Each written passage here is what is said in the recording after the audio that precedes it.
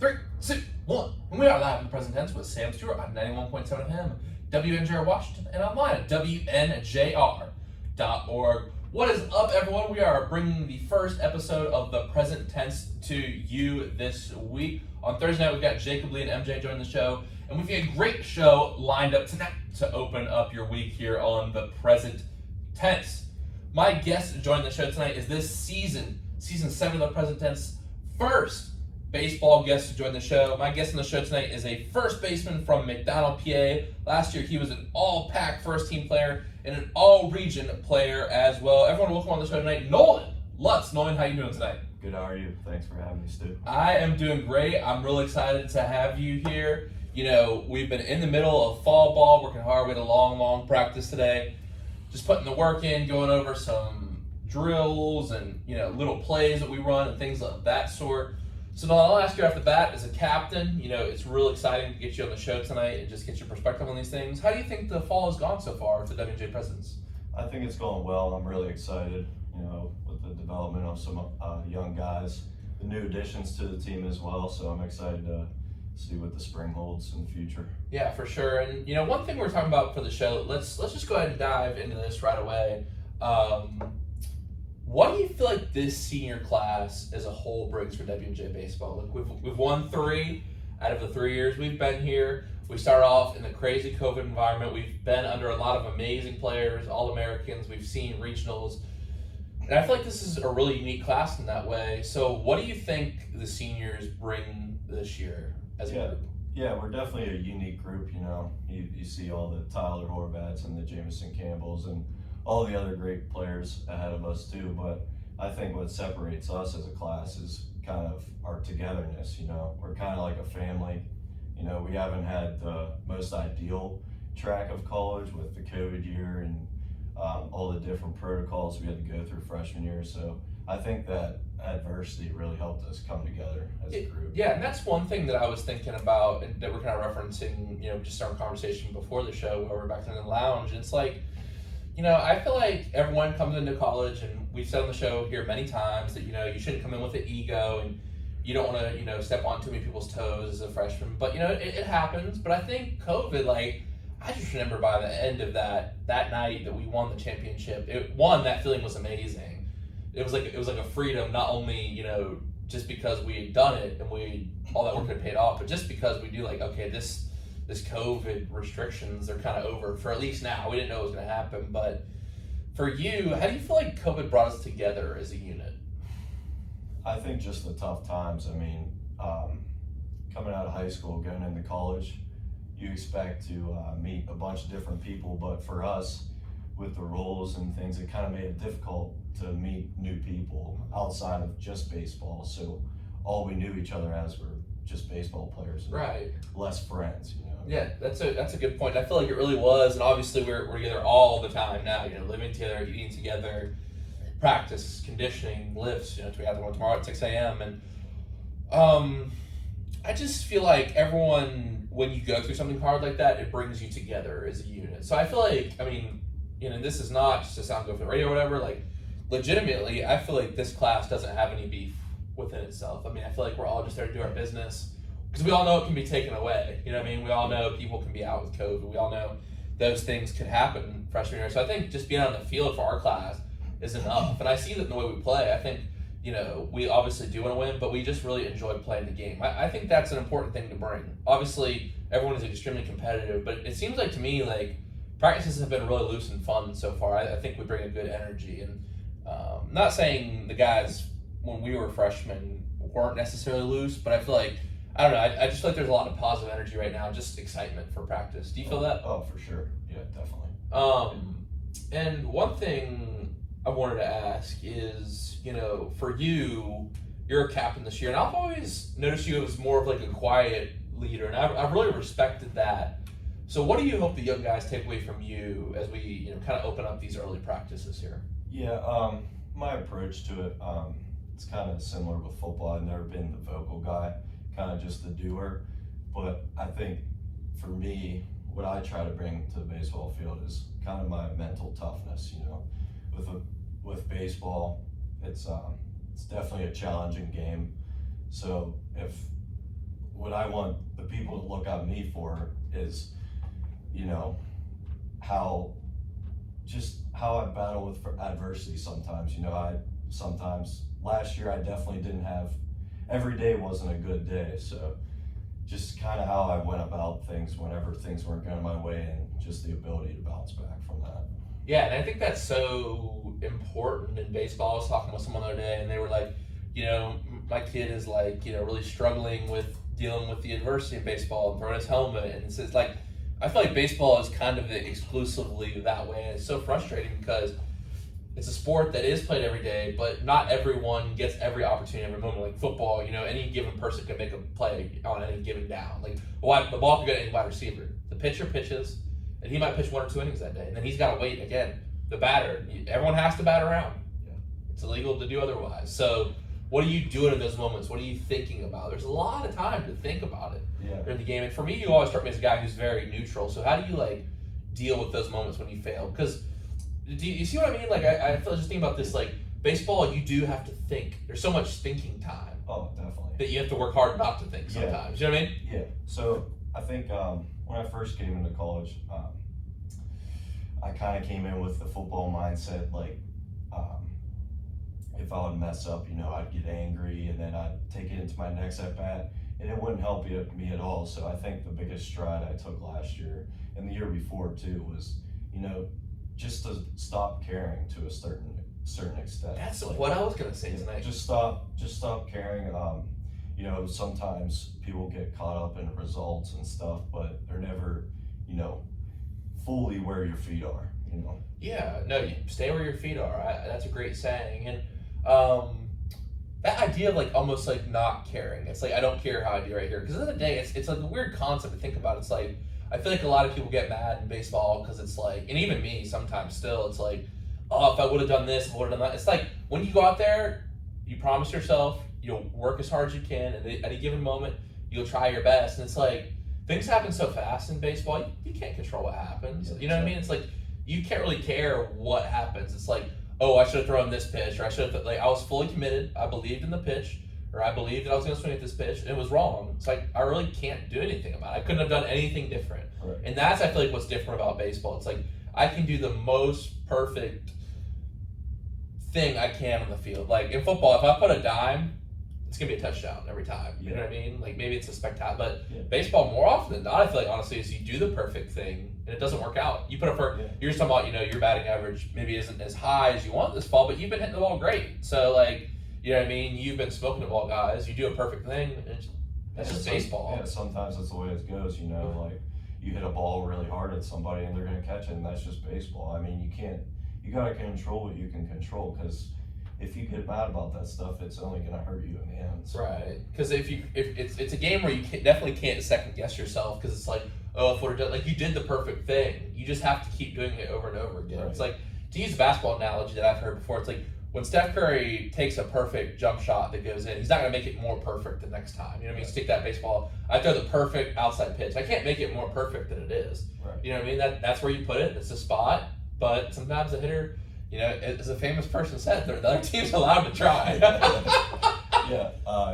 Yeah, some famous person. Yeah, you're allowed to try. But one thing I wanted to ask Lutz, and I actually didn't have this written down, but just we're getting into this, you know, segment of what we've learned from baseball. So what have you been telling the young guys? Obviously, you're a guy who works a lot with the first baseman.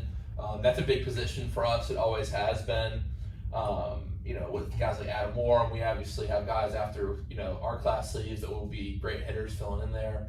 So what have you been telling them? Yeah, kind of the same thing I was talking about earlier with the mindset. You know, takes a short memory to be good at this game. So if I see somebody in practice, you know, do something good and they get angry about it, I'm gonna go over to them and ask why they're mad. Like, you put a good swing on a ball, there's no reason you should be mad. You can't control that.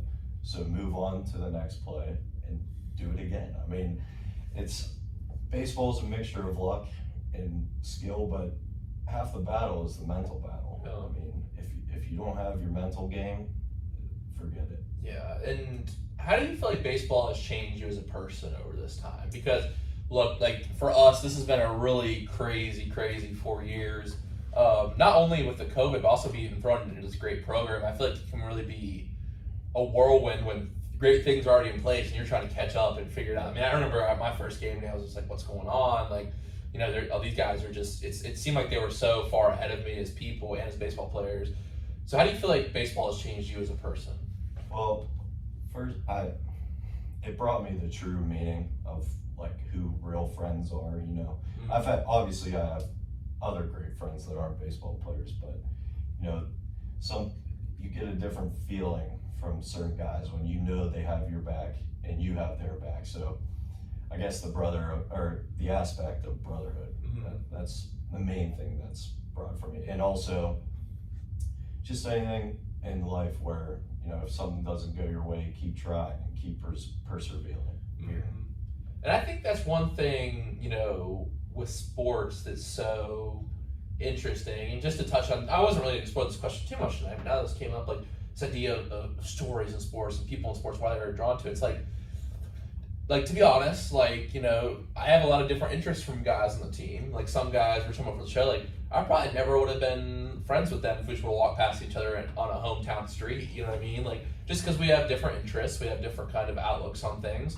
But at the same time, sports brings you together with those other people, and like, Sure. Now I have some really good friends who I, would trust with anything. But at first it's like, I don't know any of these people, but what brings you together is the sport itself. So I think that it's a great thing, and I feel like our team really has that. And I want to ask you this question: what do you feel like makes our team special? Why do you think we've had the success that we've had? Accountability. I guess it comes with being this close. We do a lot of things together. We're together 6 days a week, even when we're not in season. We're together at least 5 days a week, and most of us hang off the field too, and we're roommates together, so we're with each other all the time. So we're pretty much brothers in that aspect. I think it does have a certain extent of accountability. I was just talking to someone who was involved in a new film project I'm making, and who recently took over as a head coach. And it's like, the thing is, what's interesting about it is Coach Mountain, it's not like he's new. He's been here for 20 years. Like, and when he came on, he took on the responsibility of putting that culture in. Like, I've heard the stories about, it was almost a complete gutting of the team. He brought in new recruits. Like, the thing is, for us, the culture was already there. And I think what makes us great is it's self-policing. Yeah. Like, I know, for instance, the other day, people weren't doing something that they should have been, in terms of getting there on time. And, one of our guys, Kyle, was, all over there chewing someone out. And it's like, I know that's not going to happen again for that person. Right. People make mistakes, but I feel like that self-regulating culture, like, we don't need Coach Mountain to be honest about things. Now, he will if we mess up, but I feel like, it's a thing where we're not going to let each other slip, and we've learned that before us, and I'm hoping we'll install that into the people. I feel like that's part of our culture too. Like, we feel like it's our job to do those types of things, because we feel like Coach Mountain shouldn't be wasting his time worrying about who's late, obviously he's gonna say something to him, but we feel the need for it to come from the players first, because I feel like that's the most impactful way. Right. Because when you, like, I've heard a recent coaching example I don't want to use a name for, but this coach that I've heard of, he's making all of these threats at the kids, like, I'm gonna cut you, I'm gonna do this and that. Like, he's like, if you don't do this, I'm gonna, you guys aren't good enough. Like, I think when if Coach Mountain had to threaten us all the time with discipline, like, we would just start tuning him out. You know what I mean? You're gonna listen to someone when the culture is in way more than you're gonna listen to the coach. I'm just being honest. Like, you're gonna want to do it for your teammates. And one thing Coach Mountain's told me, I've never said this on the radio, but like,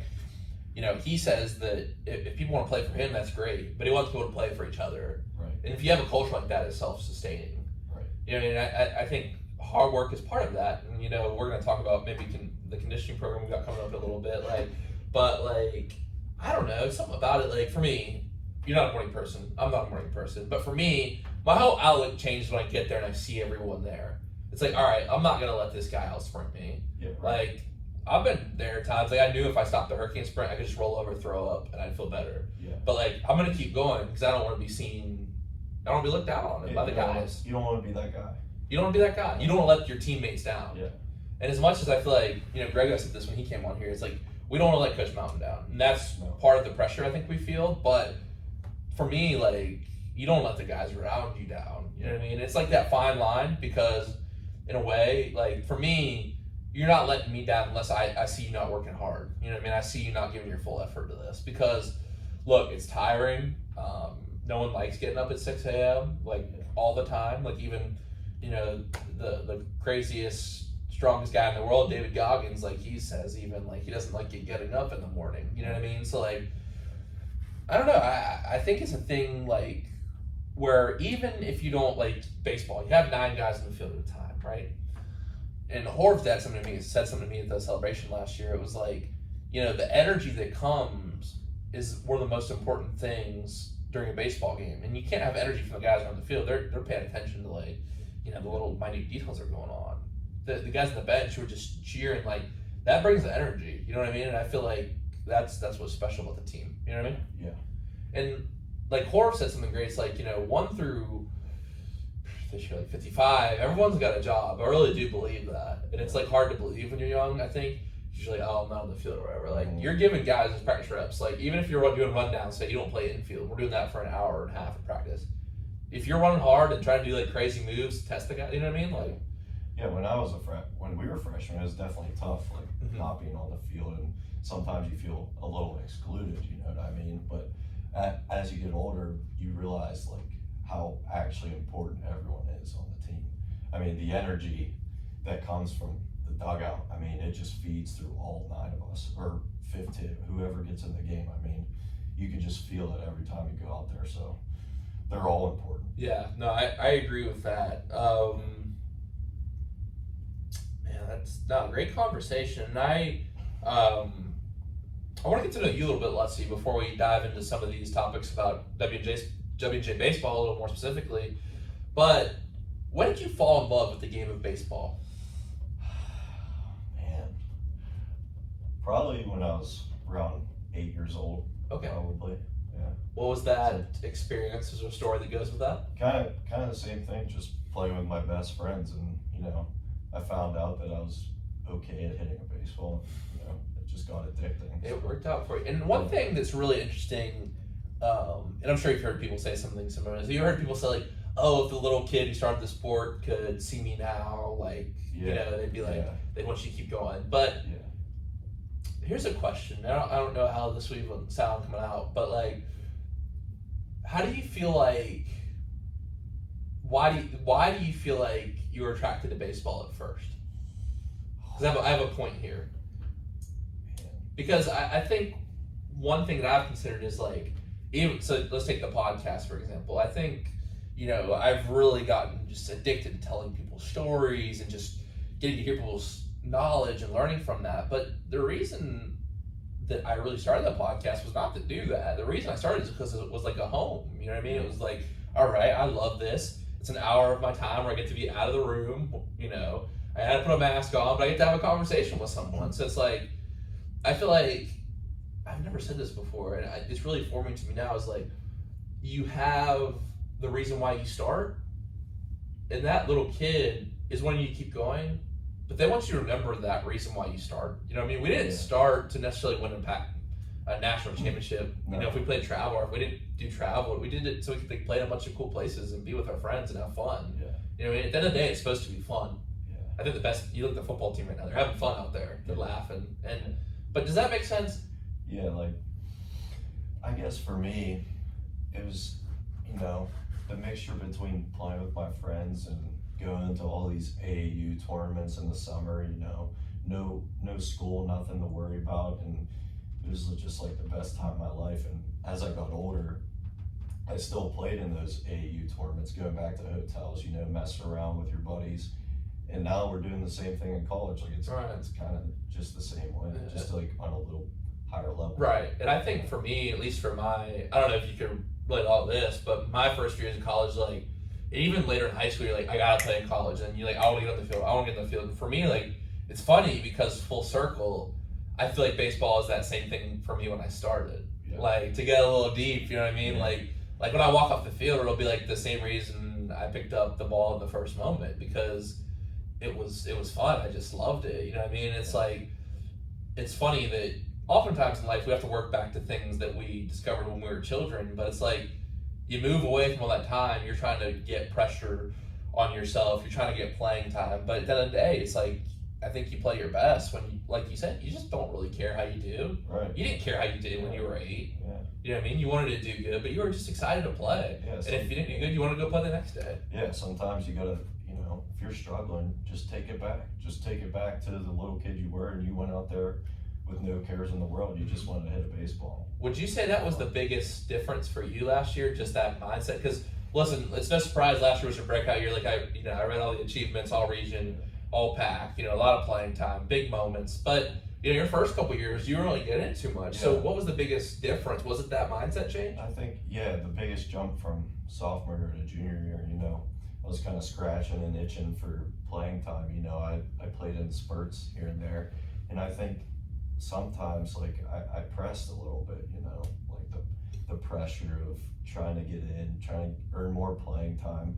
But I think I really did some self-reflection, and I came to the conclusion that pressing is not going to help you at all. So last year I kind of went in the mindset with I'm just going to be where my feet are and stop caring about the result.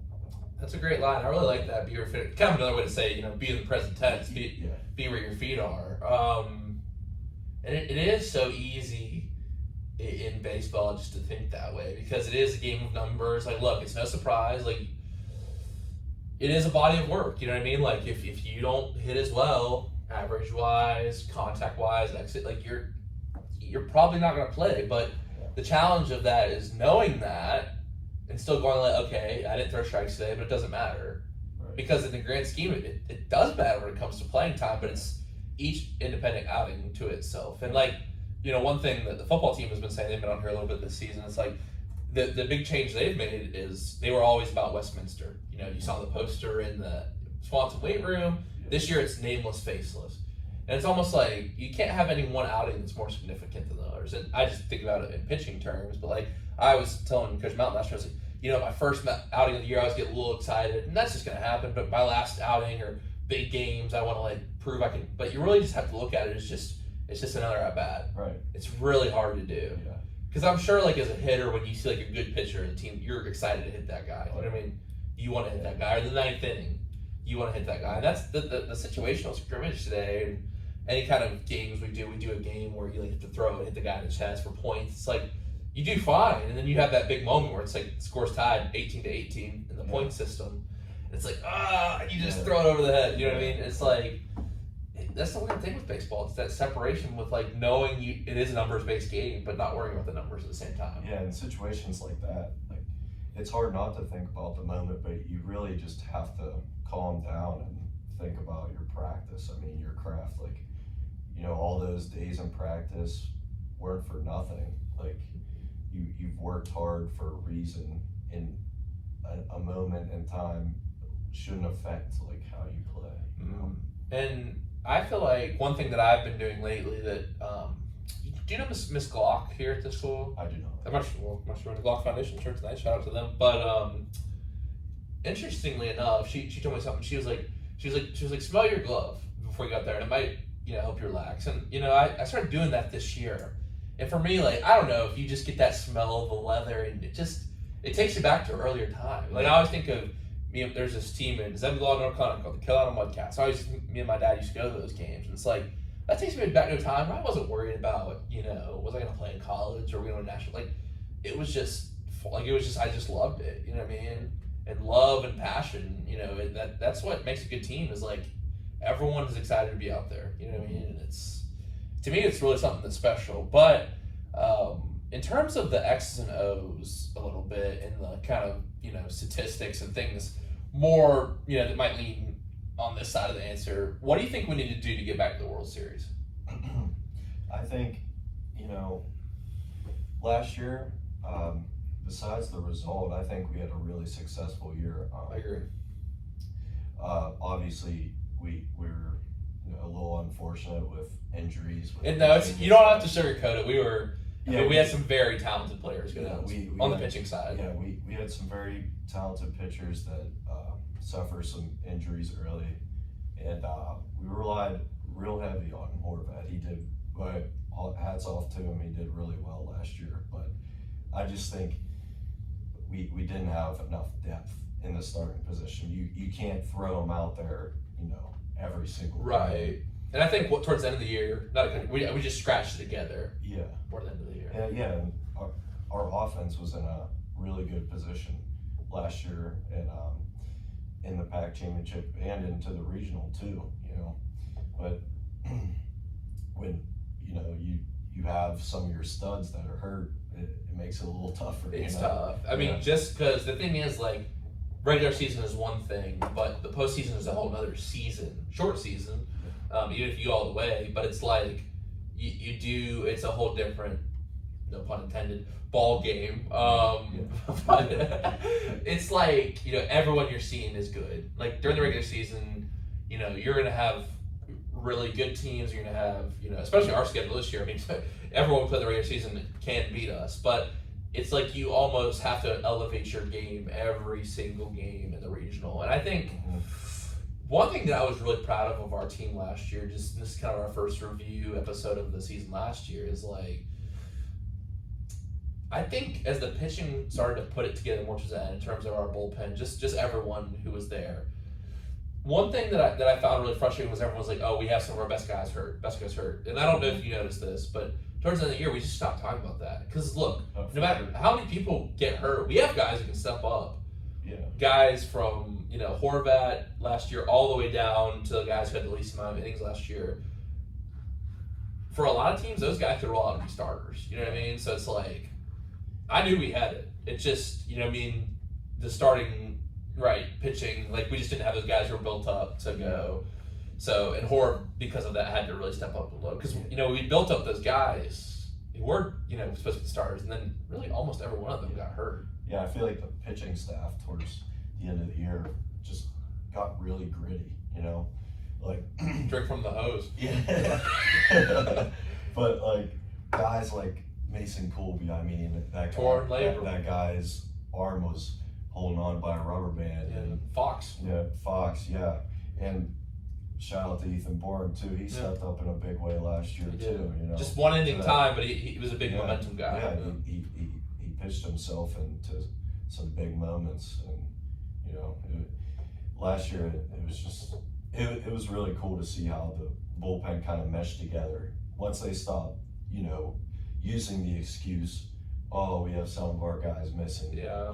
Like screw that. Yeah. Like we have the guys that we have, and we believe we can win. And that's the thing is, like, with that mindset of, like, if you come to one of our JV games, although Coach Crummer is calling the plays, like, Coach Mountain's out there, and we're playing good teams. It's not like Coach Mountain's just like, oh, you guys are on JV, whatever. Like, he expects those guys to be able to fill. If he expects, like, if we're, in a situation where 2 or 3 guys get hurt at the depth chart position, that guy better step up. But it's not like, oh, we were 4th on the depth chart. It's simply no. He expects that guy to do his job too. Yeah. And I've always respected that, because he could be like, well, these JV guys are not really gonna get in. But I mean, you've been out there as a young guy. I've been out there. If you're a pitcher who's just pitching 1 inning in a 24-2 ball game, that's why he's out there telling you what you did right, what you did wrong. It's and that's what I feel like was our strength last year. Is like, and I was out there sitting in the bullpen every game. It's like, all right, we're just gonna go out and do it. We have guys, we're good. You know what I mean? Yeah. We got this. Yeah, no matter the type of player you are, senior, junior, sophomore, freshman, I think like the thing that separates Coach Mountain is we're all coached the same. I mean, you go to JV games, he's yelling at everybody, just how he does in normal practice. I think that has to deal with our culture too. Like we're all the same. Right. We're all the same people. We're on the same team. We're in this together. Yeah, no, and I agree. And it really is a strength in numbers type of situation. Just to get back to your story a little bit, why W&J? Like, we had the same kind of experience in terms of senior year of high school being, whatever, cut short or when however you want to put it. And for me, like, I heard someone say like senior year of high school is the best time of your life. I'm like, yeah, like I don't really feel too sad that I missed the events. I mean, I miss playing baseball, but did you get a season in at all? No, we got one scrimmage in. Mm. See, down south we got 20 games in, so but yeah, it's just crazy. But anyway, with that in mind, what was your recruiting like in YWJ? Well, all throughout high school, like my freshman year and sophomore year of high school, I was dead set on playing college baseball. But once I got to junior year and senior year, and I really developed as a football player. Like I really loved my head coach for football, and he taught me how to be a good football player. So I was kind of teetering between, like I didn't know if I wanted to play college baseball or not, But then senior year, when the season got canceled, I knew right away, like I wanted to play college baseball. But I went on a visit, like fall time or Christmas time of senior year of high school with Coach Mountain, and I stayed overnight, and I don't know, I just really enjoyed the experience, and I could just see, the brotherhood between everybody, and I knew that was an option. And kind of like right after our season got canceled, and I heard W&J's season got canceled, I called up Coach Mountain immediately and committed, because I didn't want that to go away. Like I just. Where were you when you got the news? Because this is interesting for seeing like the country had shut down. News of basically like everything was shut down. We were at baseball practice. We were at a meeting before practice, and we went into the practice or into the meeting, and he said, "We're not having practice today, guys. You can go home." And then we went home, and then all of a sudden, we're not back in school the rest of the year. We get an email, stuff like the thing from the government, 2 weeks, we're home, and we'll get back to things, and then it just kept getting worse. Yeah. And that's kind of how it happened. I mean, it is just looking back on it now, man. And I don't really want to have too much like, oh, how was the quarantine we're here and stuff, but it's just such a big moment in our lives as this, class of, not just baseball players, students in general. Like I was just talking to Kayla and Skylar came on last week, and Kayla is this really just social person. I'd never talked to her, and she's like, yeah, I know, I like heard of you. I knew some of like the people like around the school, but like I knew of all these people, but it's just like I never had a chance to meet them. And then you kind of felt like you were in this like group that you'd known during COVID. For her, like soccer players, for us, and it's like I think it kind of caused a little bit of everyone to be in their own team a little bit. At least for me, it took a long time to really have a base of people. It probably a little faster for me just because of the show, and I was able to like just say like, hey, can you come on the show just because I want to talk to you? Like, but like still like it just made the social experience of college really, really strange. Yeah. Because I mean that she's a really social girl, but at the same time, like I feel like I'm a social person. I like to meet athletes, but we never spoken before. We're both seniors. She's in our class, Yeah. Just very interesting. And I guess my story about the shutdown is I was in a motel room. We were on a road trip down to Florida for Pro 5 and down in Miami, and we had stopped in northern Florida, and I just remember turning the Mavs game on, and then it was like the game has been canceled tonight, and I was like, what? And I just remember Mark Cuban, so we're like, all right, we're gonna keep going down there, and went down there, and the last game we played, we were driving back from Miami, and everything kept getting shut down, and it's like got rid of the hotel, and it was like, your games are canceled. So we were in Florida, drove back to North Carolina, and that's the last high school game I ever played. It's crazy, man. It's crazy. It's really something. But hey, it's part of our story now, and we have all these events that impact our story and people as well. And who would you say as a person for you who has been essential to your story as a person? Definitely. Well, I guess my parents. Oh no. Let me take that. Obviously, my parents. Yes. Yeah. But I think my grandma. She's my mom's mom, and she was kind of just the rock of the family. My mom's side of the family, we have one girl cousin and all her other boy cousins, and I don't know, just I could talk about this all day long, but just to sum it up, she was just kind of just the rock, just always there for you. She never missed a game, and I don't know, that always just hit me different, you know, like after games, you know, taking off your cleats and whatnot, going up into the stands to your family, and you see she's always there, you know, like no matter what. And yeah, that's all I gotta say about Wow, that. thank you for sharing that story. Yeah. That's great. I don't want to dive too far into it, but No, thank you. I really appreciate you sharing that. And for you, was there a person who you loved watching as a child who was an inspiration to you as a baseball player? You know, so you're Yinzer, so I don't know if that goes into it, which not too many. I feel like, you know, obviously you had the 2012 team here, but like, yeah. I mean, I think, you know, you'll have so many young kids looking up to the Pirates if they do get back to the thing. I will say I did not look up to a Pirates player. For me, it was more like Troy Polamalu, Different. James Harrison. Oh wow, different sport. Oh yeah, I don't know. I like the way that they played, and I don't know. They just didn't care about their bodies or anything. They just tried to kill people. They just tried to. Well, yes, kill people as hard as they could. Talk about this, but that Steelers defense still real good. You know what I mean? Yeah. And for you, Lutzy, what's one word you would use to describe yourself as a person?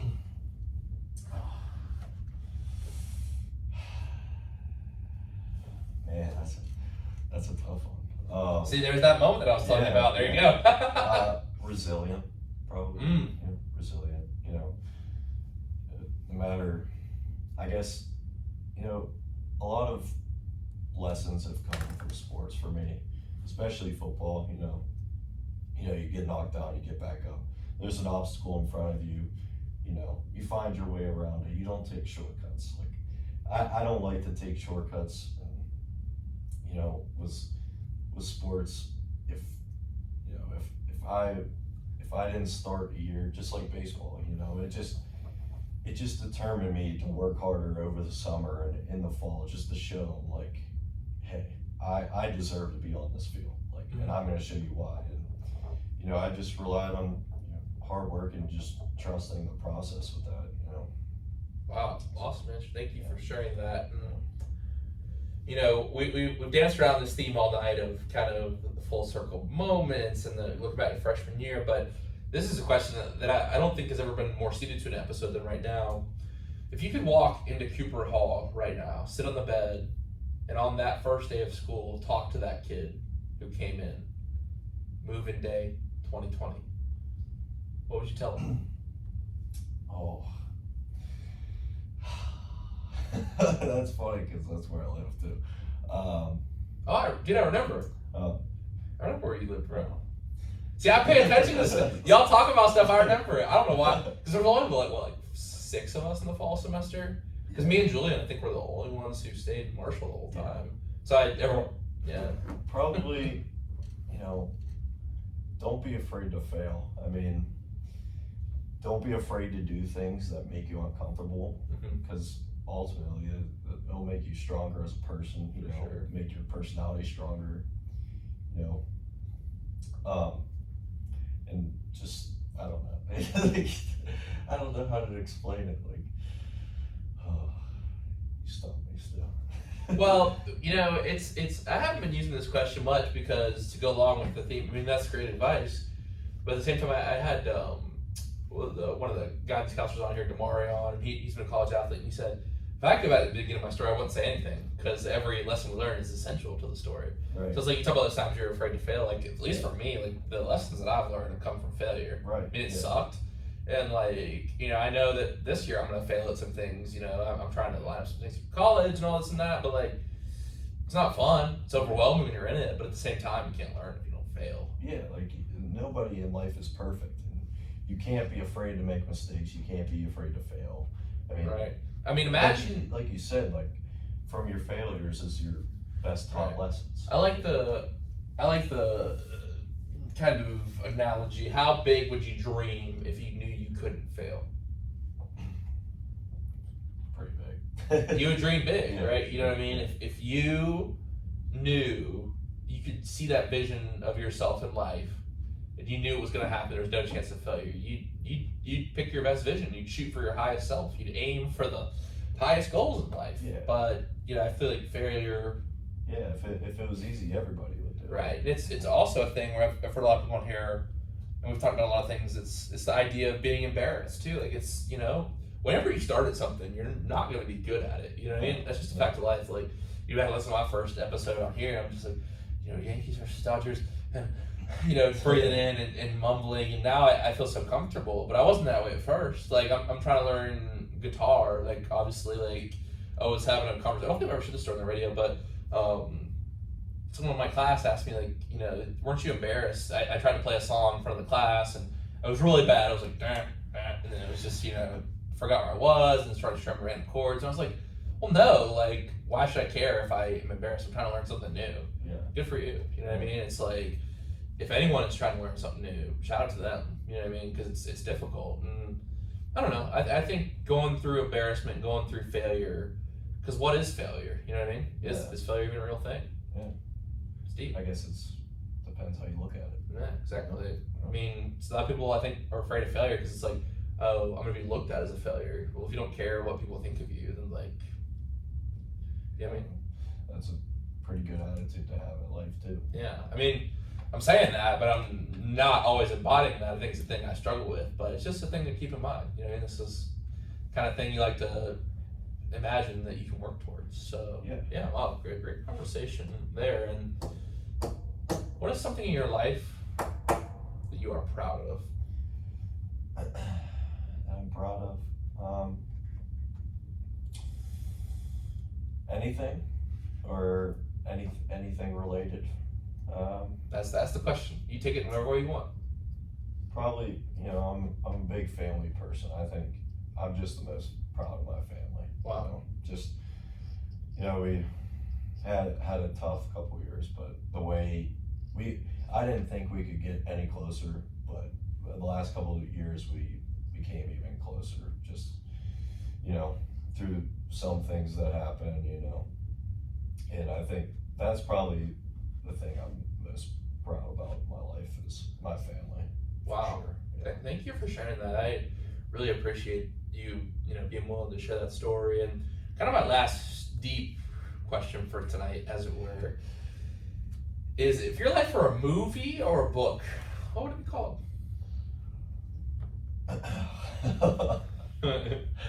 Oh man.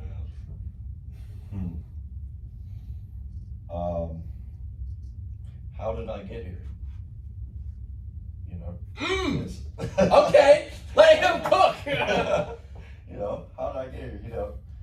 I think that would just, set up. Are you putting a question mark after that?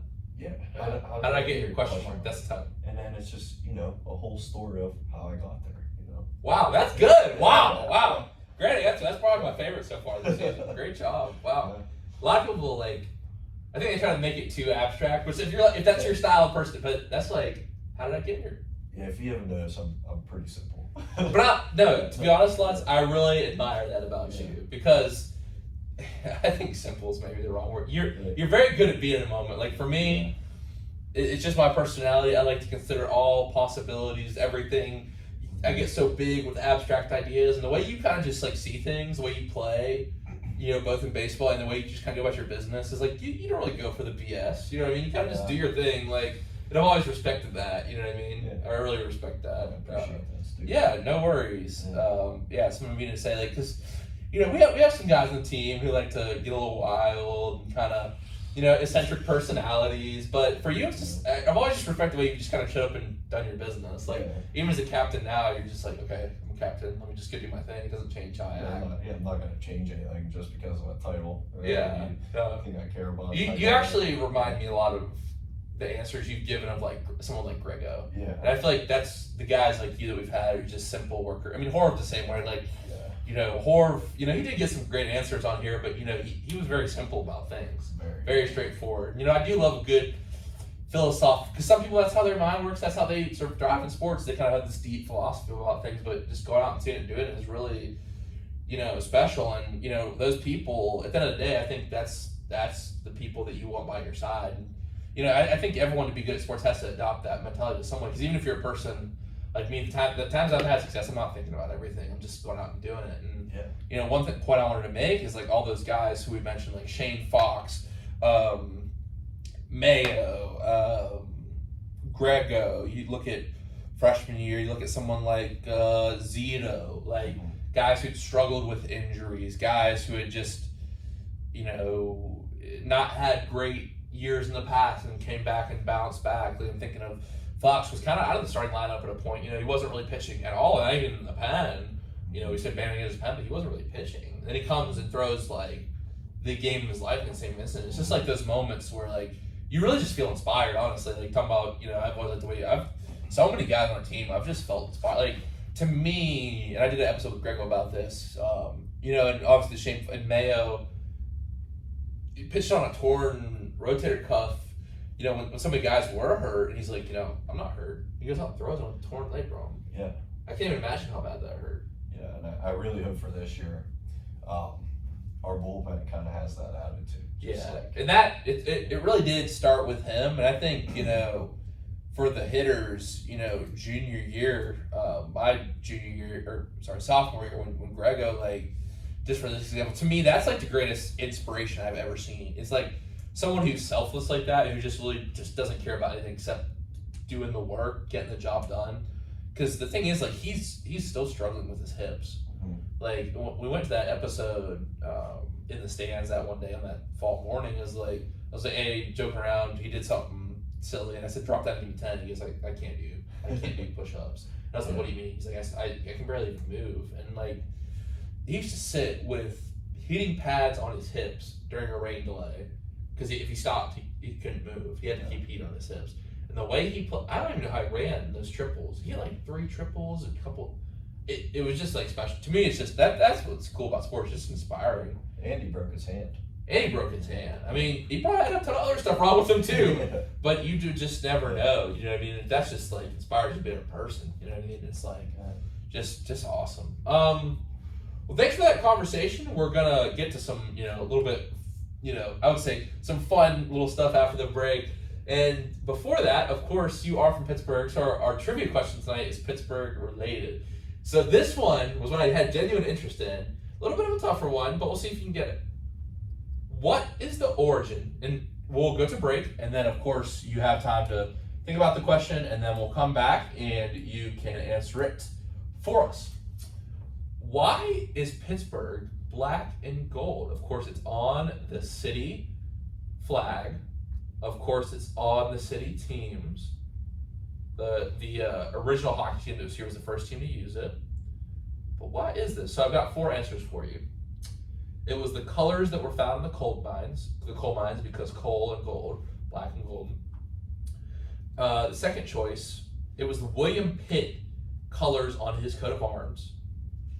3, it was the color of George Washington's boots, black and yellow. Or 4, King Louis picked it during the French and Indian War. Of course, France was the first country to colonize the Pittsburgh area. And according to this answer, King Louis picked it as the color that would represent the town during the French and Indian War. So that's your 4 options.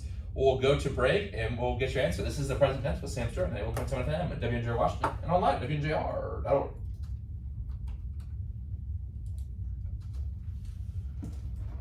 It's something that, I mean, obviously there's like the song Black and Yellow, but I was like, why is that? Yeah, I don't.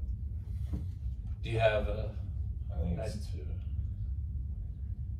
I don't know though. It's tough because you're by yourself. Yeah, I don't know. But sometimes that can be better. Like sometimes, like when people aren't here answering the trivia, they'll be like, "Oh, it's this," and they're person, "No." And I'm like, "Oh, it's the first answer." You know what I mean? Like, this is interesting. It was really just a genuine like interest of mine. So I'm like, well, it's obviously like the city of black and gold, but like why? You know, like why? Yeah, and then like my grandfather used to work for Steam Fitters, and that's kind of like that was the coal mining company. But I don't know. I don't even have that answer. How much time we got? Got 4 minutes. Oh, Yeah, you got time. I gotta stand up. Yeah. I'm gonna get some water real quick. No cheating, all right? Well, I'm not cheating. I got that camera, so I'll know. I'll go back and know if you cheated. I'm not cheating. If you need water or anything, go to the bathroom and stuff on this floor.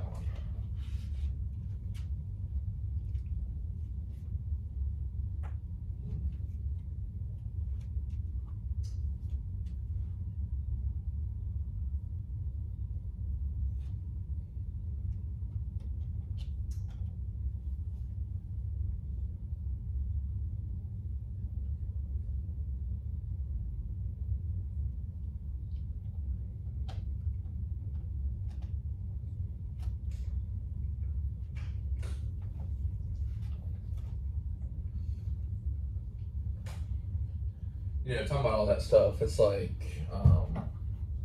just the difference between when we were 18 and for a lot of our guys, I feel like when it was like their first taste of freedom, I feel like, I don't know, just the maturing everyone has done, you know what I mean? Yeah. If it was in that way, if it was like an academic way, if it was in just a life way, you know what I mean? It's just like emotional way. Because I looked at, I was like throwing paper airplanes, like, Yeah. I mean, it's just say the difference between 18 and 22-year-old is so much. It is. And whenever you're 18, it feels like 22 is like forever. Right, yeah. Oh, you old man. Yeah, it really does. Yeah, it just, I don't know how people go on and play. I mean, the toll it takes in your body, you know what I mean? It's just, my arm is just, Oh, yeah. you know what I mean? It's like, It's my last one. My last year for sure. yeah, it's just interesting though. It's like, you know, as a freshman, you kind of start to feel your body just breaking down. I mean, just because I feel like you've done the sport for, I mean, I still feel like in great shape. Like I want to do some like maybe some more running, some like swimming, you know, things like that. Maybe like, I don't know, silly stuff like tennis or, you know what I mean? Just fun, pick up basketball. But like in terms of like the same motions we've always done, it's like, Yeah. you know what I mean? Your arm can only take so much. And baseball is really that way. I mean, football with your knees and stuff, but basketball It's just like your arm. Like your arm, your I mean, back and hips for some people, but like that's like rare.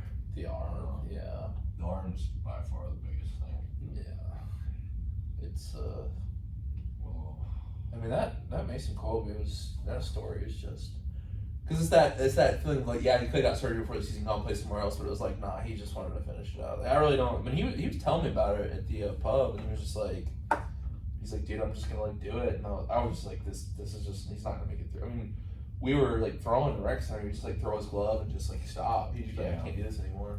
or like whenever you would like pick off the first, like his arm would completely pop out, and he'd be like, nah, and the ball would go like, and I knew immediately. Yeah. It's insane. To win, you always have to have a story like that, you know what I mean? I think freshman year was just everyone though, you know what I mean? The COVID, just, and the thing with Parker's parents, that was quite the day, man. Oh, I forgot about that. Yeah, it was, whew, a lot of emotion that day. That was something. To me, that's the most special one that we won. I don't know about you.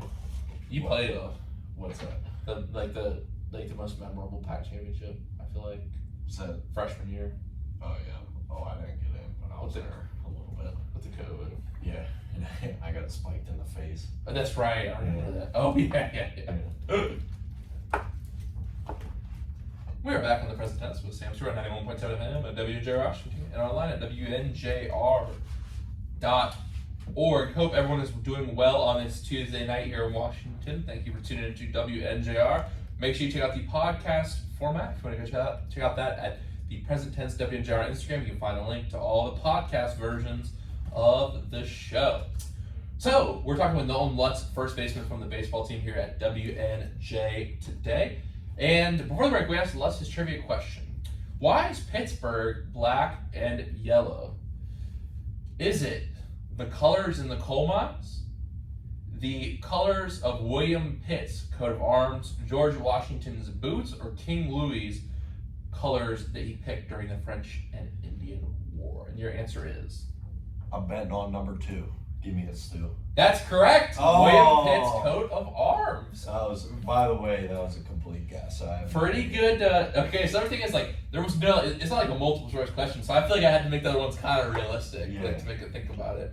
The King Louis one and George Washington were a little bit of a stretch, but the coal mine, I thought, because obviously the steel history in Pittsburgh, but like, yeah, because honestly that's what I thought it was when we, when I looked up the research question,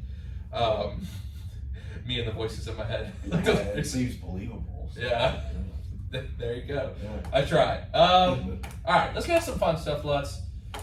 Now, who's your go-to artist right now? If you had to listen to one musical artist for the rest of your life at this moment, I give you the slip to make this happen.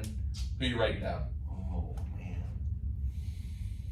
that's difficult because I've always been a rap guy, but ever since I came here, you know, country. See, I thought you were a country guy. Yeah, I've always been a rap guy, and then I got here, and country's kind of grow on me. So. See, I always got the country vibes from me. I didn't know you were into rap like that. Yeah, like. I feel like you just started hanging with Kyle and all them. Yeah, they kind of shoved it down my throat a little bit, but like I ended up,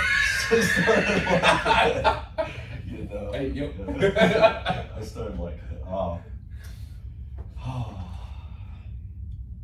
one for the rest of my life. That is the question.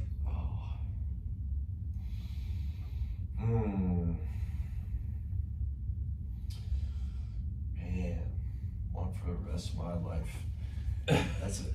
Probably Lil Wayne. Great answer. Lil Wayne. Great answer. I never go wrong. His flow, his raps, I mean, the bars, it's just insane. It's an art. It is an art. It is really an art form. Like, it's, yeah. I mean, and it, like, as he's gotten older, like, it's like, we're listening, but man, like, the Carter 3 and, oh, man, his collabs with Eminem, like, to me, that's just some of the most legendary. Like, you have Eminem and Lil Wayne, I think those, like, some of those songs are just the most legendary. You know what I mean? Oh, yeah. I just remember listening to on like my iPod Touch or something. Really? Yeah. That's like a core memory for me. Well, even like the lighter flick, just so iconic. Yeah. No. Well, did you see him walk out with Colorado? Colorado. Yeah, that was awesome. What's that? Are you a Colorado guy? I'm not gonna lie, I've hopped on the bandwagon. Me too, bro. Me too. Like they're just must see TV. I mean, a lot of people have different opinions on Coach Prime. I mean, they don't like how he does stuff, but I mean, he has really good athletes on that team, and I mean, his son, both of his sons are really good, but especially Shador. I mean, yeah, and Chad had a pick six, and it was an awesome moment. It was weird. I had a dream that Colorado came back. I was so invested in the game. When I woke up, I was like, wow, they did come back. It was like obviously a little bit of a scare. Yeah, it was like I read something on ESPN that it was like the highest viewed night game ever. Mm-hmm. It ended at 2:30. It was like 8.9 million viewers or something like that. So it's honestly insane. I don't like when people, I don't know, say that. I think there's some misconceptions like that Coach Prime told them to hit the portal, you know what I mean, and all that. Like he was saying, if you don't want to work hard, hit the portal. Like he was using pressure against them. I mean, like when you have a one-win team in a team meeting room, you gotta change something. Well, there's kind of two factors that go into it. For one, people don't like discipline nowadays. Mike Zakai said that, and also like you have this. I mean, Coach Prime said it himself. This confident African American man. When in college football, it's a predominantly white coaching industry. So like you have this guy who kind of does things differently, who brings a different culture.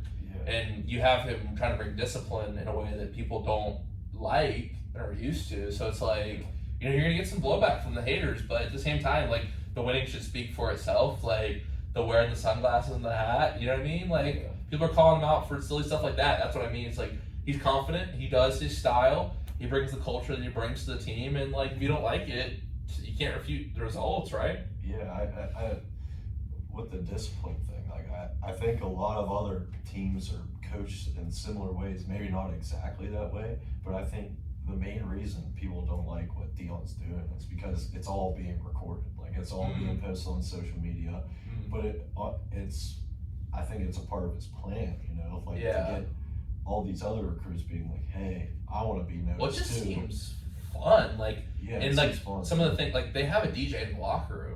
Like playing hits. They had Lil Wayne walk out with them. Like you got Kawhi Leonard, The Rock on the sideline. You know what I mean? You got Lil Wayne, just walking out with the team in Colorado in the middle of all places. Yeah. Like it's just like what? Now this is my theory. This is my theory. And I have a few more things to ask you before we get into the full football discussion. But I think Deion Sanders will be a candidate when Nick Saban retires. Oh, I mean, Good, which is coming soon. I feel Yeah. like. that's a hot take, but I can see it. Because who else? Who's the best coach in college football right now in terms of coaching? You know what I mean?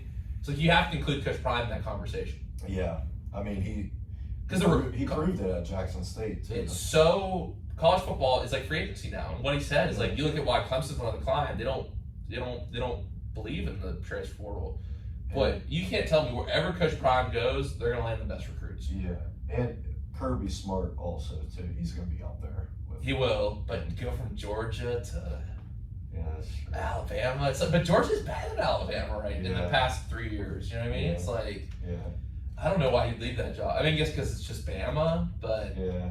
Bama fans are different, man. Even compared to ours from that season, like the Paul Feinbaum show. Have you heard the Paul Feinbaum show? No, I haven't. Really, it's like those like clips for like the crazy Alabama fans, like they haven't slept for days, and he like gets back. I'll have to send you some. Yeah, he has a show on down south, and but it's on ESPN radio. It's syndicated because people want to listen to it. It's just like SEC football, which is like religion. You know, I don't have to tell you that. SEC football is crazy, but we'll get to a little bit of NFL football here. That's definitely a good discussion on college football. So, off that music question, if you were a DJ at a party, you had 5 seconds to put a song on the aux, who you putting on? What song you putting on? Well, how many people are there? See, you're a smart guy because you don't ask the nature of the. I had someone on here. This one time. They said there were women at the party because women don't like rap, and I was like, whoa. That's a hot take. That's just not true. No. And that's an extremely hot take, white hot take, burning up hot take. But I don't know. Is there a dance floor? There's let's just. This is interesting. When I envision it in like a club setting, because if I go to a party, I just like to like dance and have a good time. So like, I'm not really a bar type of guy, which that's a whole different. You're not gonna put on like a bumper or a bar. But for me, it's like just like a dance party, dance floor. Maybe there's like a bar there. It's like 30 to 100 people there, decent amount of people there. So it's it's that type of environment. Okay. Because like Dixieland Delight's the bar song, right? Yeah, nice. I mean, but this is like I'm talking about like this is like a club song more. But I just don't like to like throw out the club because like I'm like I don't want to get people in trouble if I have someone who's under 21 on here like, hey yo, what song you put on the club? Yeah. Like, don't even be going to the club. if there's over 100 people, I love how there's like a number. if there's over 100 people, I'm playing Pepas. But if there's like a 20 to 30 to 50 range, Cupid Shuffle is playing. What about 50 to 99?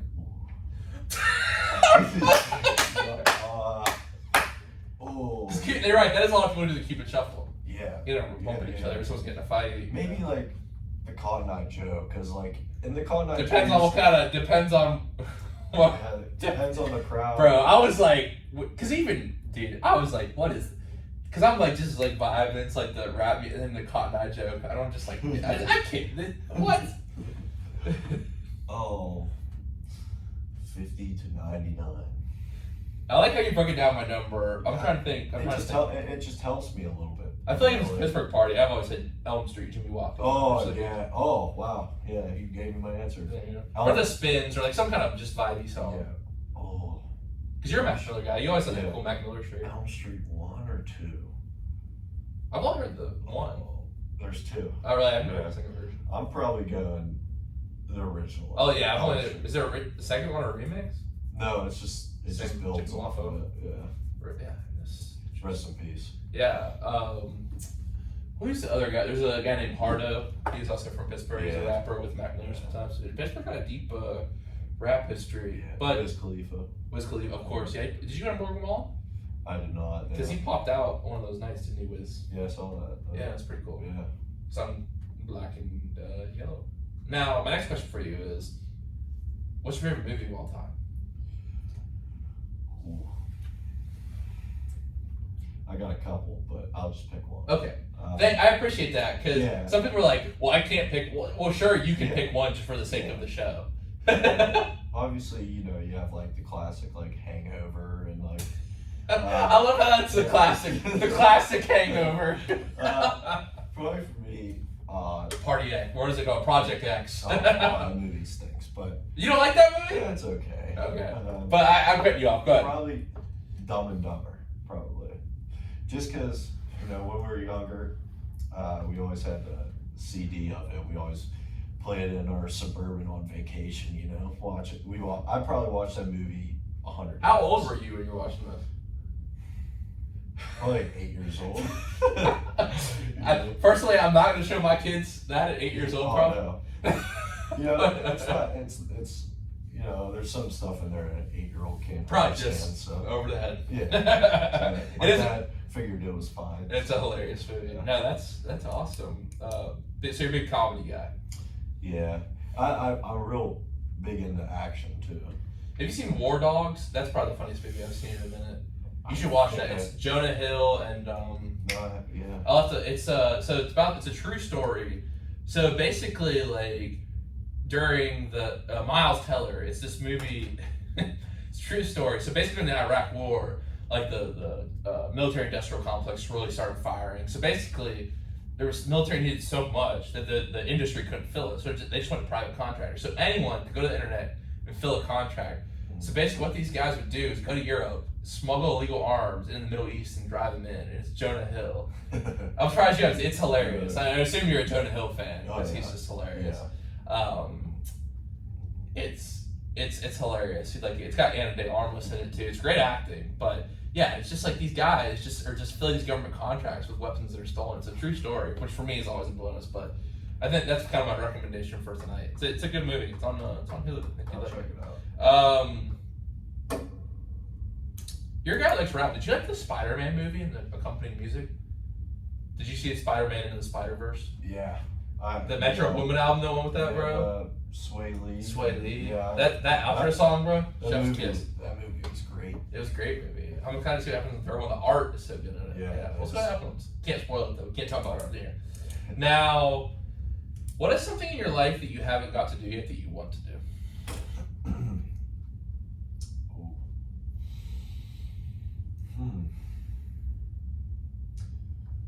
Probably go out of the country by myself, like Nice. on my own, or you know, with a friend. Have you been out before? Yeah, with my family and Where'd you stuff. But we went to the Cayman Islands Okay. for a wedding, which was awesome. You know, I'd like to like go to Europe or something like that by myself and Nice. just see it. I don't know. Yeah. No, that'd be. I mean, it's very unrealistic, but I don't understand why it's not realistic. well, Make a little money, and the thing is, most East Coast airports have direct flights to London. I just don't like. I know I always wanted to do it, but I don't know if I'll ever bring myself to actually. You got to do it, man. You got to do it. I will say this. Take this in the right way. Is you don't speak a second language, do you? No. So I would at least on your first round stick to English-speaking countries, Yeah. or areas where the people do speak English, just because it's a little easier. So like, what would be a good trip that's not some of the most, I'd say, touristy type countries? Is you could go to like England or Greenland and maybe like Sweden, Denmark, because those countries are awesome, dude. Sick. Yeah. Everyone's super nice. They're all like heavy metal, dude. Everyone's got tattoos. Super cool. Yeah. But yeah, that's all. I think it's a super realistic goal. You definitely have to keep going with that. Now, you're talking about plans for the future, but immediately after college, you'll be joining Sisterson and Company as a general associate. Yep. Where'd you get the passion for accounting? I'm interested in this. But Kayla was telling me I'm sure you know her because she's a big accounting. Yeah. She's a PAL tutor, and she was just like, it's really not that math heavy. It's more like procedural. Like you can not be a huge fan of math and still do accounting. Yeah, it's kind of a mixture between, you know, problem solving and, you know, where does this go and what happens if I put this here or there. Debits on the left, credits on the right, right? Right, yeah. I mean, it's a little more specific. I was joking. I took intro to accounting in high school, accounting 1, and I was just like, that's the only thing I remember. Is it a sketch list song? Debits on the left, credits on the right. I always thought, you know, my brother is an engineer, and I knew I liked math, and I wanted to do engineering, but the program here wasn't, you know, 4 years now. It was 3-3-2, yeah. Yeah. So I was kind of like, oh, well, I'm not doing that. So, I took my first accounting class. I'm like, well, this isn't too bad. And then started getting deeper into it. It was more like problem solving stuff. And, I enjoyed that part about it. So. Speaking of solving problems, I was able to find some research that said you were a manager at your dad's sub shop. It said you dealt with problems throughout the store. So any funny stories from working at your dad's sub shop and an opportunity to plug your dad's sandwich store? Oh, yeah. If you ever get the chance to go out in Robinson, Fox Chapel, or Sport Hill, don't be afraid to stop in Uncle Sam's. It's the best sub around, anyways. Funny story. All right, I'll find one that I'll try to think of one. What's your favorite sub that your dad has on the menu? Probably the ultra cheese steak. Extra cheese, a little extra meat, some grilled onions. Oh yeah. Sounds scrumptious. Yeah. Let's get it delivered to the studio. Get a little contract hooked up. Yeah. Sometimes people are having bad days and they come into the store and try to put their bad days on someone else, and I'm not a huge fan of that. The way you say it. Like, come on, man. Like, just eat it. Just get your food, eat and leave. So, just stories involving that kind of thing. Yeah, I can't think of one specific. There's been a lot, but I gotcha. Now let's talk chemistry of brewing. Okay. Let's talk. So me and Lutz, we've talked about this on here a little bit with some of the guys and girls who've been on here, and we're in this class called the chemistry of brewing. Now I'm finding this class quite interesting, just learning about the history and stuff. The chemistry, not so much. Sorry, Dr. I, if you happen to stumble across this, but I'm really into the. I just have to be honest. I'm more into the beer stuff and the chemistry stuff. Yeah, I agree with you. I think I'm not a big molecule guy. Yeah, it's more of a beer guy than a molecule guy. It's I was trying to make a chemistry-based joke, but I don't understand well enough to do to make that. But so we've just been sampling these different beers. It's actually beer has been used as a clean source of water. Beer in a lot of places has been used for food because it's so calorie heavy. Yeah. What's your thoughts on the beers we've tried so far? This last Wednesday, I never want to drink those ever again. So we tried. They were stouts and porters, real tastes like coffee, stuff like Guinness and Guinness. What was that one that was Founders Brewery? It was bad. Something like that. Yeah. Real heavy type stuff. Yeah, not great. Not good. See, I feel like here's the thing. I just want to bring because I think my take on beer is this. So I never really drank until I turned 21, and when I saw people drinking before that, I was like, people are shotgunning beers and trying to drink as many as they can with a 24 pack or something like that. And I'm like, well, that doesn't really seem fun. And then I try to take a sip. I'm like, is this good? And it's disgusting. It's like Lucky Streak. It's disgusting. Yeah. So then I feel like now I will say I'm learning to appreciate the flavor and stuff. I feel like when people party and drink beer just to do that, because it is an art. I feel like it is an art to making. As we actually made a batch of our own beer. I know that's gonna be terrible when we have to try it tomorrow. Yeah, it takes a lot of time. Yeah. I didn't realize how much time, money, and effort goes. Yeah, definitely. I'm sure there's a lot of messing with flavors and tasting. It's definitely a thing where it's one of those things you want to be the best at it. But I think it just at the college setting, it's not really seen in that way as an artistic. There's a way you're supposed to pour it into the glass. There's a pour. You're supposed to smell it. And you're supposed to look at the color. And most people just don't really do that. Yeah, it's not just down the hatch. You know what I mean? They just resort to madness. Yeah. Wild animals. You know what I mean? But it's a little wild. But it's just how it goes sometimes. It is how it goes sometimes. But I will say the class has given me a new. I think I had a bad idea of beer because of that. But I also the whole industry is just very interesting as a whole, and the people who taste it and and the history around it too. Yeah, I find that part really interesting. Yeah. Like I said, history not so much, but the history was about why the monks had it in the churches and why people had it for clean water and around the world. And it's just crazy to think some guy one day left his wheat out in the rain until he took a little bite of it, and it was just he was feeling pretty good after that. You know what I mean? I never thought in my life that I would have a class like this. Yeah. In my school career ever. Yeah, but it is it's not just for sitting around drinking. It's academic. Yeah, it's not all beer. To be honest, I feel like it is practical because it's something that's so big in our economy. It's like how to make it yourself. And the thing is, like, home brewing is such a big industry. Yeah, for sure. You know what I mean? It's like, I was like, why would he do that? Why would you have all that? But I can see like it could be fun. Like you're trying to tinker it. It could be like a fun hobby. Yeah. If you don't kill someone, I feel like if our group tried to set up a home brewer, I feel like we'd like make like toxic moonshine, or like A, either blow ourselves up, or B, you take a sip of it, you just the cartoon with X's across your eyes. Yeah. Oh man, but no, it's fun. Now, talk a little baseball. We've been following the Shohei Ohtani situation where he cleaned out his locker, and like to me, that's a sign he's probably gone. Yeah, I actually just saw something earlier today. Said that his agent said that he'll be ready to hit by 2024 opening day, but then ready to pitch by 2025. Right, I saw that same article on ESPN, and it was said like it was funny because our author was like, in typical Gen Z fashion, he got ghosted. The Angels got ghosted or something like that. The Angels got ghosted or some kind of corny line like that. But it is true. It's like no fanfare, no whatsoever. He just kind of cleans out his locker, and it's a shame the Angel organization just hasn't. They gotta get rid of him. I mean, because they haven't put anything together. It's just a shame that they've had two of the arguably best baseball players of all time in Mike Trout. Yeah, and you can't waste his career away. You gotta get. They've already wasted a lot of Trout's career away. So yeah. Where do you think Ohtani goes? I just hope not the Yankees. I have a feeling it's going to be the Yankees. But I can see because his home Dodgers, country of Japan is a lot closer to California than it is New York. Yeah. I don't know, maybe that has something to do with it. I don't know. He's been in California.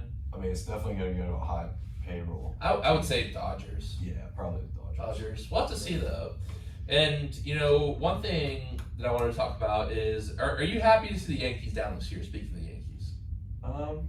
See, I don't like the Yankees, so I'm happy to see both them and, to be honest, the Mets down as well. I mean, ever since the Pirates kind of, fell off a little bit this year, I haven't been following that too much, but I actually used to be like kind of a Yankees fan. Really? Like, when Derek Jeter and like. Oh yeah, I like Derek Jeter. I don't like A-Rod.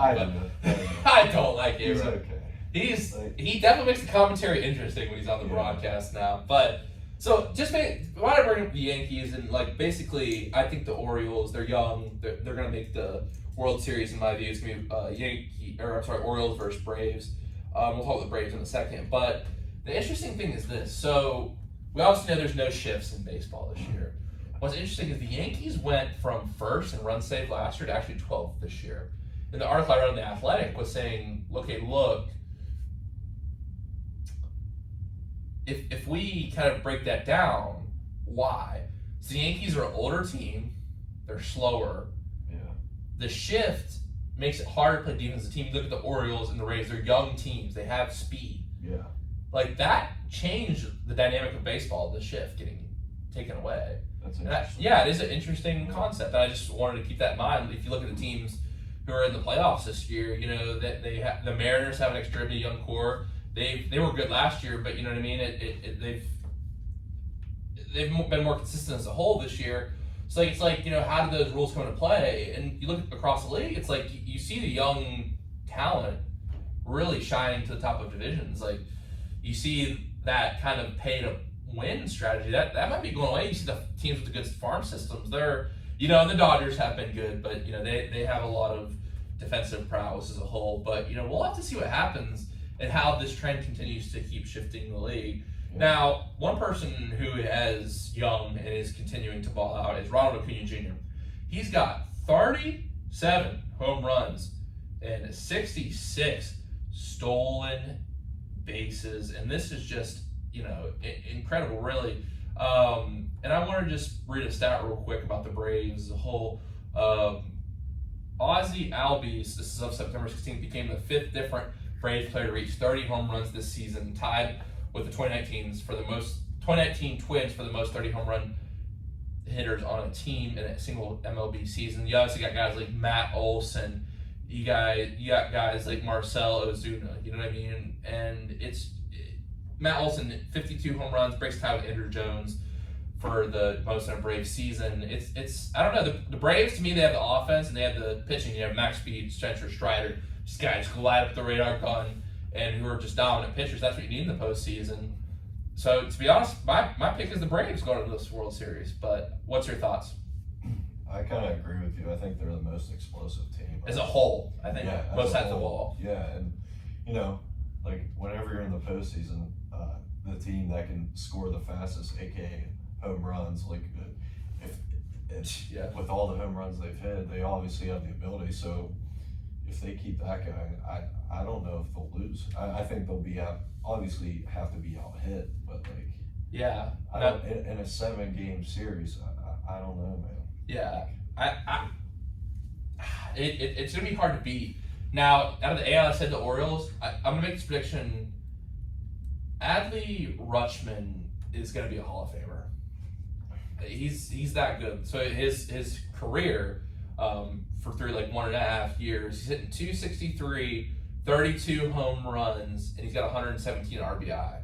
I mean, this kid's special. They have a lot of young talent. I think the Orioles will get a World Series within the next 5 years. Oh, for sure. Yeah, just the young talent they have. Maybe not this year. With Jackson Holiday, too. Yeah, I mean, it's funny. You see that meme, it's like all the guys kind of look the same that they brought up. Yeah. It's funny, but some seriousness to that is they have all these young guys who are, they do look young because they're young. You know what I mean?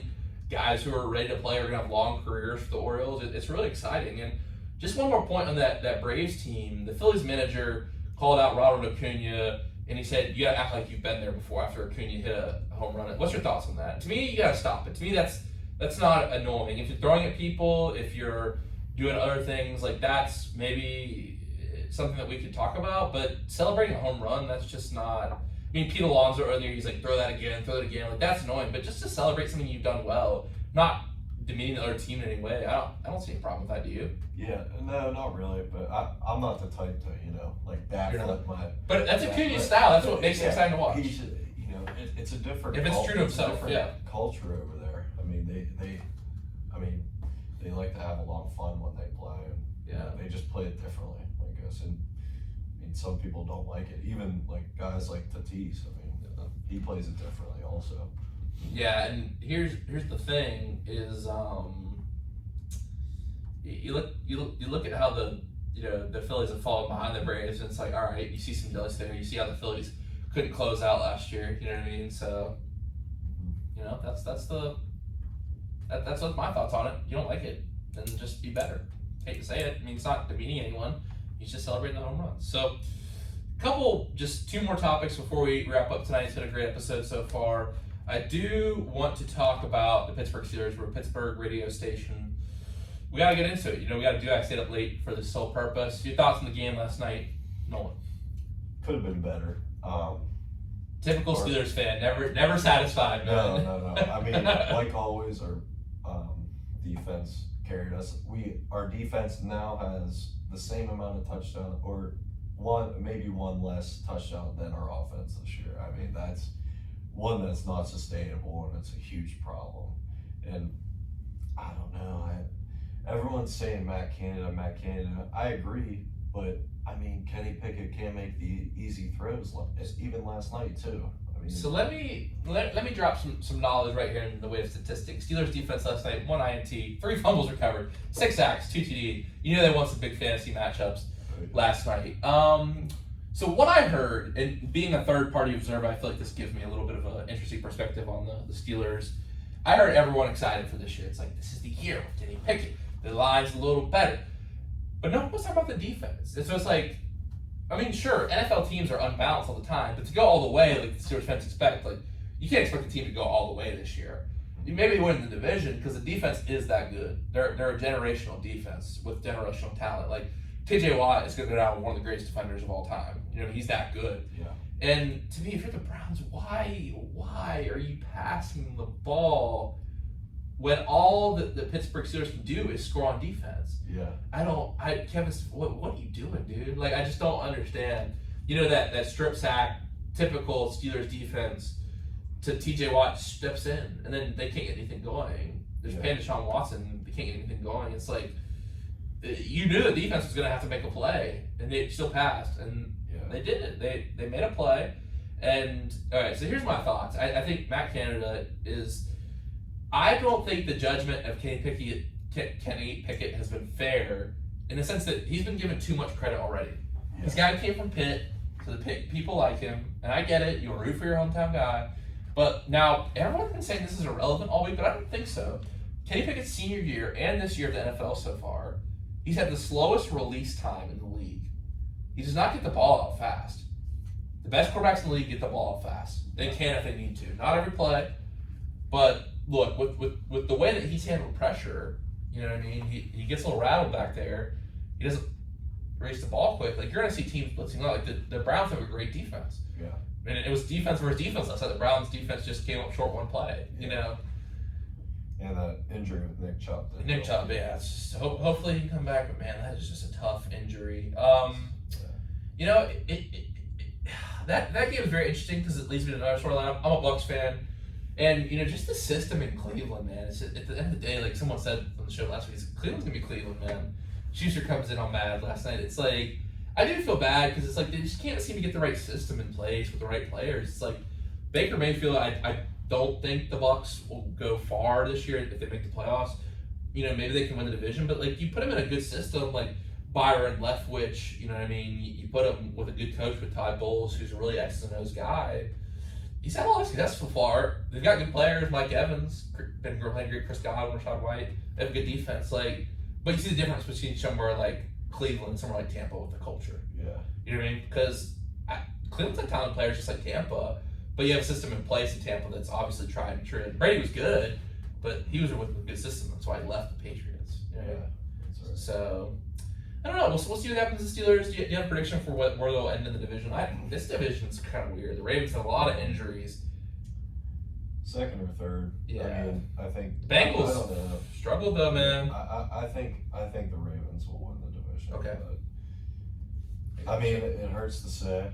I mean, I think the Steelers have a chance if you know, Kenny Pickett and the offense gets going. Because if the offense can, you know, give us 2 to 3 touchdowns a game, I mean, that's all we need, really. I mean, that defense, no, yeah. You don't even need to. I mean, you just need not to turn the ball over. Yeah, just give the defense a rest. You know what I mean? But here's the thing. I'll just say to the Steelers fans, if my opinion has any merit at all with y'all, is like you're not.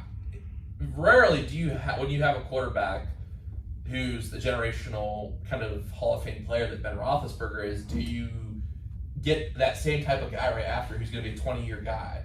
You don't have a 20-year guy and another 20-year guy. So it's like they're already trying to force, like, this is our guy. He's the one. It's like you're still in the early phase of this, you know, Kenny Pickett era. So, you know, don't put too much pressure on the guy to be this generational guy. Like, maybe he is. You know what I mean? Maybe he's not. It takes time to be a pro. It's not going to be the Super Bowl right away. No. That's the problem. To me, that's my only gripe with Pittsburgh. It's just like the expectations are just crazy and unrealistic sometimes. But it's, you know, y'all been good. But at the end of the day, it's like you have to be a little bit realistic. Like, he's a second-year player. Yeah, some Steelers fans are nuts. Just some, right? So. Well, I've said this on the show before. My last point about this before I read one thing and go to the quote of the day here is like, the Steelers fans, whenever something's going bad, everyone has an opinion. But when something's going good, it's like, well, you know, we could have been better. Yeah. You know what I mean? So never, unless you're in the Super Bowl, it's not satisfied. But that's the standard that Mike Tomlin's built. Like, I feel like every Steelers season is kind of a disappointment for many people if they don't win the Super Bowl. Well, for sure. Yeah, it's not a question. Okay, you agree with me. Yeah.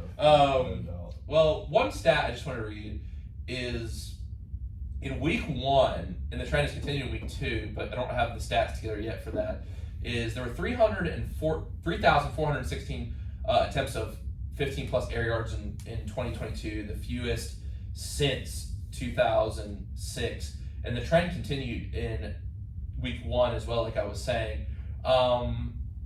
And like you see that, you see a lot of screens coming in the NFL, you see a lot of read option. The league has kind of changed. You need mobile quarterbacks. So I don't know. We'll see if Matt Canada can evolve. Like, I feel like they throw the ball a little bit too deep in situations where it doesn't put Kenny Pickett in a favorable situation. That's all. Yeah. Like, throwing the deep ball is not necessarily his strength this year. No. So you know, we'll see what happens. Speaking of running screenplays, speaking of that Buccaneers game, just because I am a Bucs fan, like that interception that Shaq Barrett had, they were in the same play 3 times. Final point on that game, you want to look at a quarterback that's put in a pass situation. How about Justin Fields, dude? They don't run him at all. It's just like, Chicago, it's a mess of an organization. But with that said, Lutz, thank you for a great conversation. We covered a lot tonight. W&J, baseball.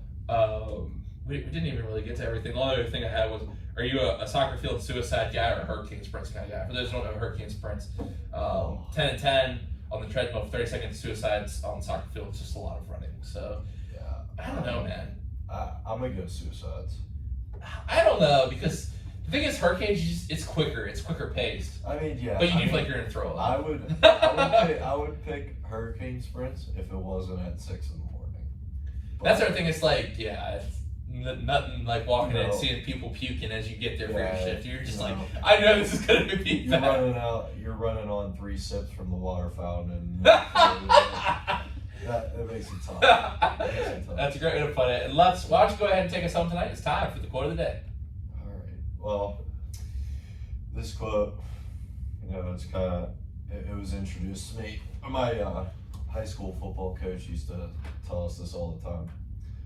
Perfect practice makes perfect. Just going through the motions. He always used to say it's not beneficial for you to, show up to practice, show up to work,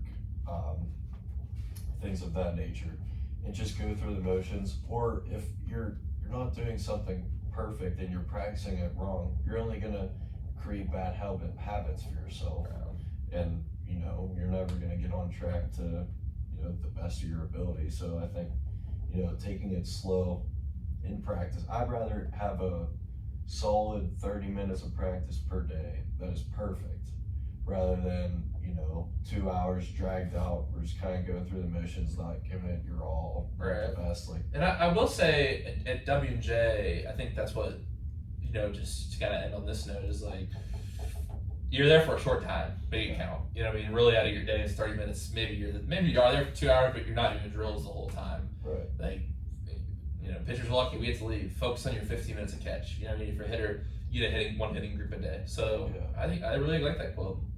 Thank you so much for that, and thank you so much for coming on the show tonight. This was really fun. We talked about a wide variety of topics, and I learned a lot. So once again, thank you for coming on. Thanks for having me, Stu. It was fun. Yeah, it was a great time. We'll be back Thursday for Jacob, Lee, and MJ and their return to the show. They've been on a couple of times before.